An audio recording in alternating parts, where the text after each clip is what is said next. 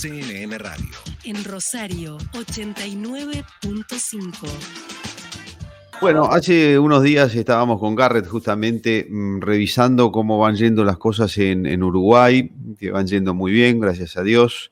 Y veíamos que el presidente Lacalle Pou anunciaba la vuelta gradual, por etapas, a la escuela, la vuelta a la escuela. Y bueno, nos ha generado mucha curiosidad saber cómo lo tienen previsto, cómo lo tienen planeado. Y es por eso que vamos a conversar ahora mismo, y gracias a su gentileza, con el ministro de Educación y Cultura de Uruguay, el señor Pablo da Silveira. ¿Cómo le va, Pablo? Mucho gusto. Marcelo Fernández aquí con Sentido Común en CNN Radio Rosario. Buen día. Buenos días, encantado. ¿Cómo están ustedes? Muy bien, por suerte, gracias por el tiempo, Pablo, muy amable.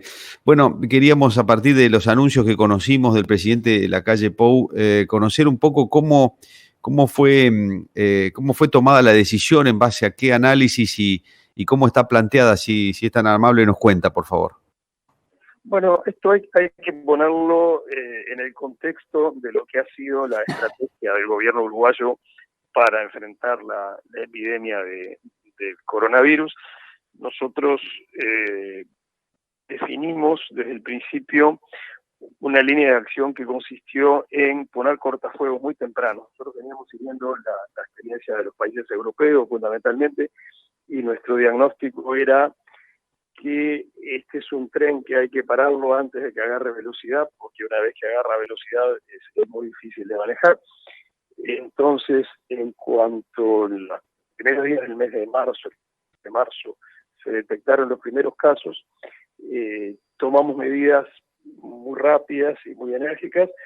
Cuando había solo 4 casos confirmados en todo el país, se suspendieron los espectáculos públicos en todo el territorio, y cuando al día siguiente había 6 casos confirmados en todo el país, se suspendieron las clases en todos los niveles del sistema educativo. La idea era frenar muy tempranamente la dinámica de contagio, y además ya teníamos claro que no queríamos llegar a la medida de confinamiento obligatorio. Queríamos combinar estas medidas muy rápidas de parte del gobierno con una política de confinamiento voluntario basada en la persuasión, en la comunicación con los ciudadanos y no en la imposición. Bueno, felizmente la combinación de esas medidas con el comportamiento muy responsable de la gran mayoría de los uruguayos ha hecho que hasta ahora, y quiero subrayarlo de hasta ahora porque en este tema uno nunca sabe en qué puede estar dentro de unas semanas, hasta ahora el comportamiento del virus ha estado bajo control. En este momento en todo el país tenemos 129 casos activos. Cuando las proyecciones a principios de marzo es que probablemente hubiera miles, bueno, tenemos 129 Claro. casos activos en todo el departamento de Montevideo, que como ustedes saben vive la mitad de la población. Hay solo 78 casos activos.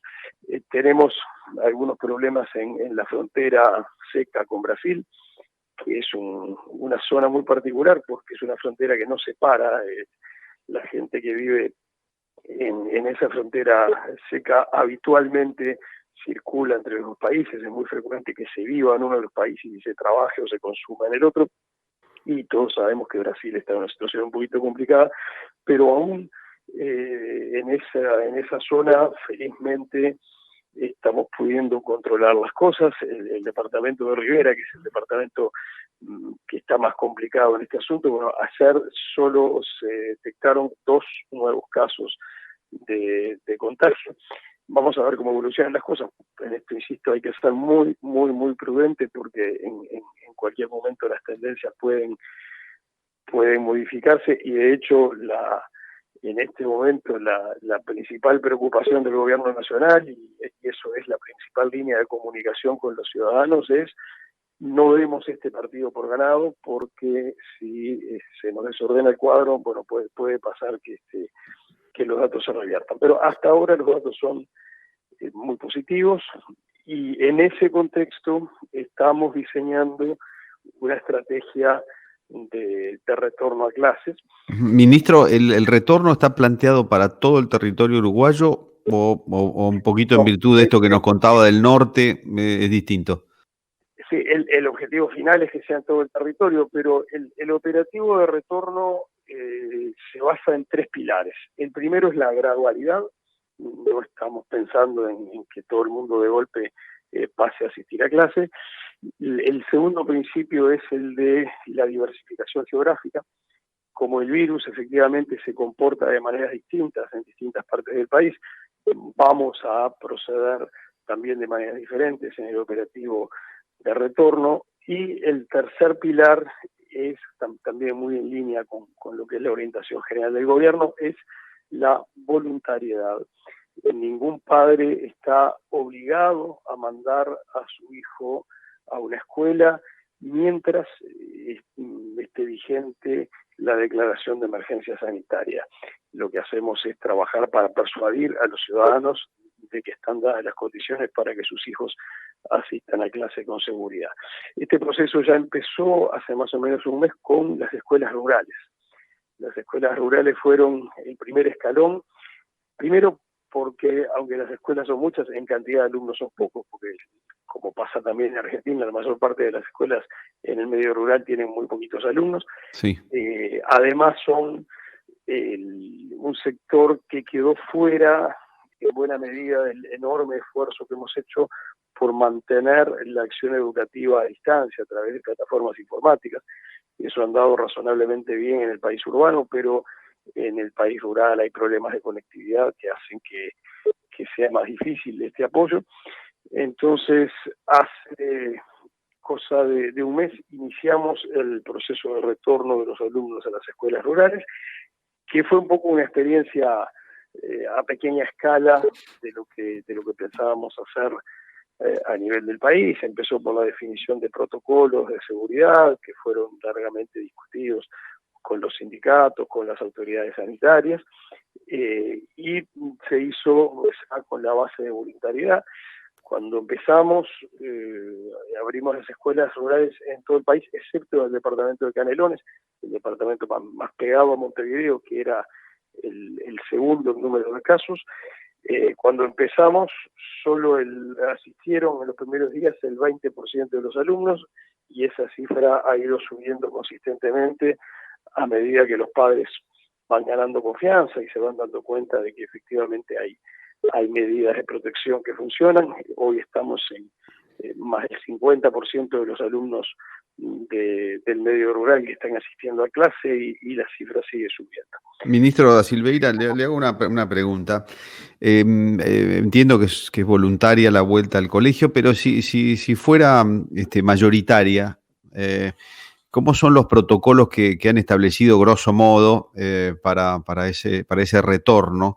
Entendí perfectamente lo de las etapas y la voluntariedad de los padres para enviarlos o no, pero en el hipotético caso que mayoritariamente los chicos vuelvan a la escuela, ¿con qué protocolos tienen que manejarse? Bueno, los protocolos incluyen básicamente 3 grandes rubros. Una es la distribución de elementos de seguridad, como alcohol en gel, alfombras con hipoclorito, tapabocas en todos los centros de estudio, y un sistema de testeo aleatorio para ir siguiendo la eventual aparición de casos. Felizmente, este asunto de testeo aleatorio se ha ensayado en la industria de construcción y en las escuelas rurales, y felizmente en ninguno de los 2 casos se ha detectado ningún contagio desde el reinicio de actividades. Luego, un segundo criterio fuerte es que ningún alumno esté más de 4 horas por día en un establecimiento educativo.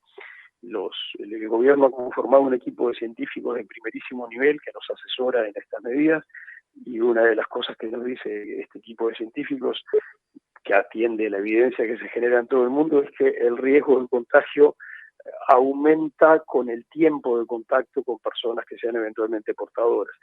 Si uno está unos minutos en contacto con una persona portadora del virus, el riesgo de contagio no es muy alto. Si uno está 8 horas de corrido con una persona portadora, el riesgo de contagio se hace mucho más alto. Entonces, una medida que tomamos es que la presencialidad no puede ir más allá de las 4 horas por día para manejar este riesgo. Y el otro criterio enormemente importante que tiene muchas consecuencias prácticas es el distanciamiento. Tiene que haber un distanciamiento de 2 metros entre los alumnos. Eso es una cuestión difícil de manejar porque en un aula normal los alumnos no están a 2 metros de distancia unos de otros. Entonces, la manera en que se maneja esto depende de las posibilidades de cada establecimiento. Si hay establecimientos que disponen de espacios suficientes, por ejemplo, gimnasios, laboratorios, en los que se puedan distribuir los alumnos, bueno, ese es un camino a asegurar el distanciamiento. Cuando eso no ocurre, la solución es fraccionar los grupos, y eso implica fraccionar la presencialidad. Si uno tiene un grupo de 30 chicos y no hay manera de asegurar el distanciamiento en el establecimiento, bueno, hay que fraccionar ese grupo y la mitad de los chicos irá el lunes y la otra mitad irá el martes, y en los días en que no van se refuerza la actividad con educación a distancia. Pablo, ha sido muy, muy amable por el tiempo, muy claro con las explicaciones. Ojalá el tema siga yendo muy bien en Uruguay porque nos va marcando un poco el camino, espero. Así que le dejo un saludo muy cordial y de nuevo muchas gracias. Muchas gracias a ustedes y también mi deseo de suerte a todos los hermanos argentinos. Muy amable, adiós. Bueno, hemos conversado con el ministro de Educación y Cultura de nuestros hermanos uruguayos de la República Oriental del Uruguay, que es el señor Pablo da Silveira, que muy gentilmente nos ha explicado el proceso en términos generales y puntualmente después en el tema de la vuelta a la escuela que tienen prevista para el mes de junio, en etapas, como lo escucharon, de manera voluntaria. Los padres, si se sienten seguros y tranquilos, envían a sus hijos, y si no, no. Y bueno, y nos contaban también sobre el protocolo. Ha sido interesantísima esta conversación que hemos tenido con el ministro da Silveira, ministro de Educación uruguayo, para conocer un poco la experiencia de cómo va ese país, que va muy bien, dicho sea de paso, por suerte.